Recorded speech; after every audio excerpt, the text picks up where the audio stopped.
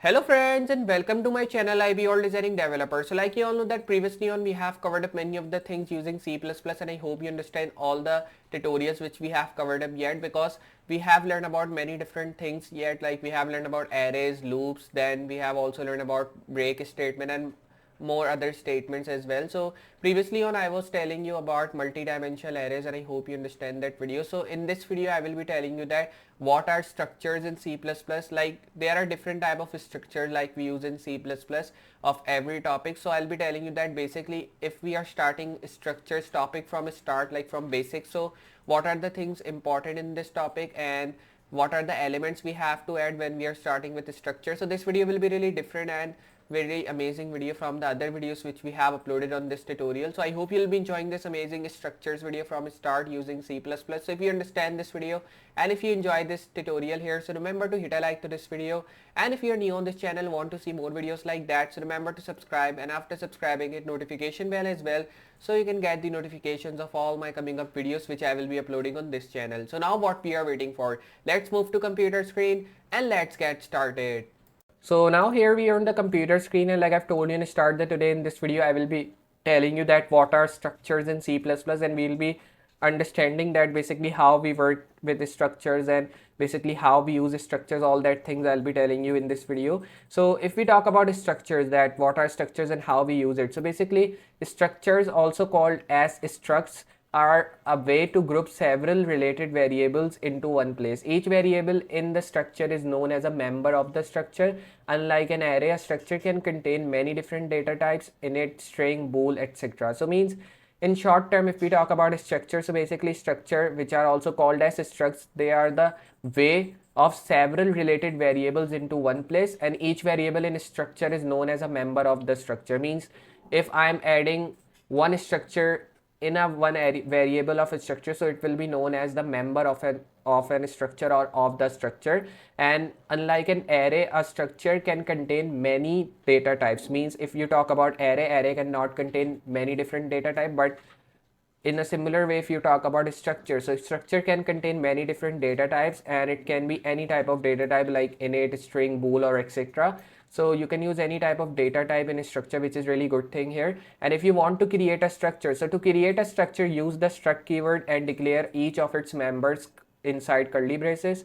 After the declaration, specify the name of the structure variable my structure in the example below. Means if you want to create a structure, first of all you need to use this struct keyword, which is a short form of a structure, and then you have to declare each of its member, means each of the code inside the curly braces. And after the declaration, you need to specify the name of the structure variable which you have used. Like in example, the structure variable name is my structure, so we will be going with this name here, which is my structure here. So you can use any other name as well, but I'll be preferring you, if you're a beginner, so you can use the same name as I am using the structure variable name, which is my structure. So you can use this thing here, and this is a simple example here like you can use. And if you want to access structure members, so to access members of a structure, use the dot syntax. Means if you want to access to a member of a structure or to the members of a structure, so for that you need to use dot syntax there.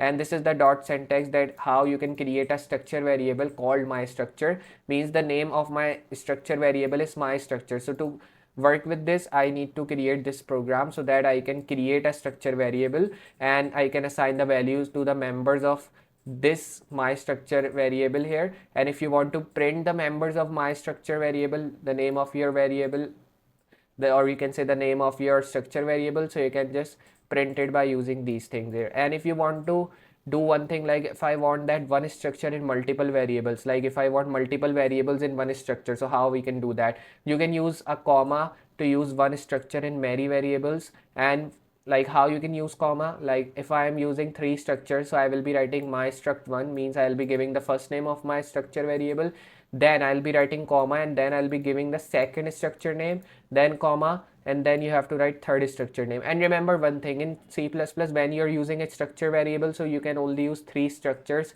at multiple variable. Means if you are seeing that you can use multiple variables in one structure, means that you can use 5, 10, 15, so it's not possible. Means you can only use three structure variables in a structure. So remember, when you're using variables, so you can only use 3 of them, but if you want to use more, you can do that, but I'll be preferring you to use only 3 variables in your structure. So this example shows how to use a structure in 2 different variables. So you can see there this example that if you want to use a structure with 2 different variables, so how you can use it. So this is the example here. Then if I move down and if I see what are named structures, so by giving a name to the structure, you can treat it as a data type. This means that you can create variables with this structure anywhere in the program at any time. Means if you want to create variable with this structure anywhere in the program at any time, so you can use this name structure here. To create a named structure, put the name of the structure right after the struct keyword. Means if you want to create a named structure, so for that you need to put the name of the structure right after the struct keyword which you are adding in your struct variable or in your structure variable. Then if you see, to declare a variable that uses the structure, use the name of the structure as the data type of the variable. Means you need to use the same data type of the variable which you are using to declare a variable which is using structure. Then if you want to use one structure to represent 2 cars or anything which you are writing 2 times, so you can declare it by using a structure name here. Like I have declared the name to my structure as car, so like this I can use 2 times the same structure to represent 2 cars. So this is the thing, and this is the example here. So I hope you understand till here that how we can use a structure and what are the types of structure we can use here. So first of all, we'll be starting with create a structure, that how you can create the structure here. So I'll be copying this example here, and what I'm going to do is I will be simply copying this and I'll be opening my Google Chrome, and from here I'll be opening my Replit IDE, because you all know that previously on when we were working with C++, so I was using this Replit IDE there so that we can work with it. And after doing it, I'll be just changing the name to of my title here. So I'll be giving the name as, like today I'll telling you about structures, I'll be writing structures in C++, and then I'll be pressing enter. After doing this thing, you can just see our REPL has been created, it's just working, and then we have to remove all the codes in it and we'll be writing the new codes here which we have copied yet. So you can just see all the thing is here. So I'll be writing here simply include IOStream like this, and after doing the same thing, I'll be writing using namespace std, and then I will be moving down and write here init main, make parenthesis, curly braces, and paste all the things which you have copied. After doing this thing, you can just see we are getting init my string, and then I'm getting my structure, means all the things are printed here. So what I'm going to do is now I'll be just simply moving on to my Word file here again, and now we have to print these all things here. So for printing, what I'm going to do is I'll be simply pressing run. After pressing run, you can just see we are getting no output. Why we are getting no output? Because right now I have defined the name of my structure, but in my name of structure I have not defined anything, so that's why in output we are getting nothing. But now if I use another example here, which is an example to assign data to the members of a structure, so for that you can use simply this example here. So what I'm going to do is I'll be copying this here, and I will be opening my Google Chrome again. I'll be just commenting out these things here which we have written. Then after doing this, I will be just moving down and paste all the things here. So after doing it, we have to return a value here, and now the value which I will be returning is 0. Save this file, or you can normally run it again if you want to. So I will be running the file here like this. After running, you can just see we are getting 1 and hello world printed. Why we are getting this thing? Because in first value of my structure variable I have defined the output as 1, and in the second value of my structure, which is called as a string, I have defined hello world. So that's why I'm getting 2 values printed, which is called 1 and second one is hello world. And remember, like if I want to use a number, like if I want to get the output as number, so for that I need to use my num there, and if I want that I should be getting the output as a string, so I will be using my string there. So this is really important when you're using a structure variable in C++.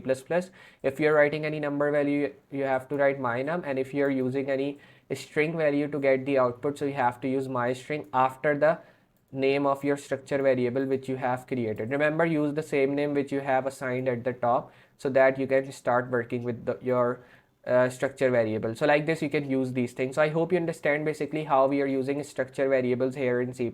Now what I'm going to do is I'll be opening my file again, and then I will be now copying this example in which you can create multiple variables in one structure. So how you can do that?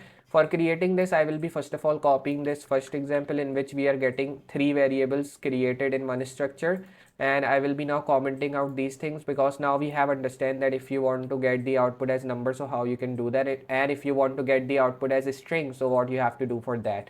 Now I will be commenting out this and I'll be moving down, paste all the things which you have copied yet. So I'll be moving here again and then paste it. After doing this, now we have to define all the variables here, means we have to assign the members of this structure variable. So for that I will be moving on to my file again, then I'll be just copying these 3 structures which we have created, and then after doing this I will be now pasting all the things here. By copying these things, I will be pasting it in Google Chrome like this, pasted. After doing this, I will be simply now running this. After running, you can just see the output we are getting is BMW X5 199, which is 3 times, then Ford Mustang 1969. So we are getting all the output printed, but we are not getting any space after the output. So what I'm going to do is now, like, we are getting BMW X5, like all that stuff. So now I will be just giving the space. So for giving space, you have to write endl in the end of every function which you have created. Same as here as well, I'll be using endl. Save and then run. After running, you can just see the output we are getting is again, but now we are getting 1 line space more here after the second output. Means these are the 3 things which we have added in first structure, and in second structure we have added 3 things again. So that's why in first structure we are getting BMW X5 and 1999 printed, and then in the second structure we are getting Ford Mustang 1969 printed. So these are the 3 things in the second, and in the first these are the 3 things printed in my output. So I hope you understand that how we are using multiple variables here and how we are getting different outputs printed in our terminal or in our console. So I will be running it again to check the output. You can just see same again, we are getting the output here, but if I remove this endl here, so now the output will be again the same, but now the 1 space line which we have added here will be gone. So I will be running, you can just see the line space which we were getting is now gone. We are only getting 1 line space which we have added through this \n in C++. So I hope you understand how we are using different types of structure here in C++. So if you understand this video of structures here, so remember to hit a like to this video, and if you're new on this channel and want to see more videos like that, so remember to subscribe, and after subscribing hit notification bell so you can get the notifications of all my coming up videos which I will be uploading on this channel. So now I'll be meeting you next project or in next tutorial video using C++ from start. So for today, goodbye.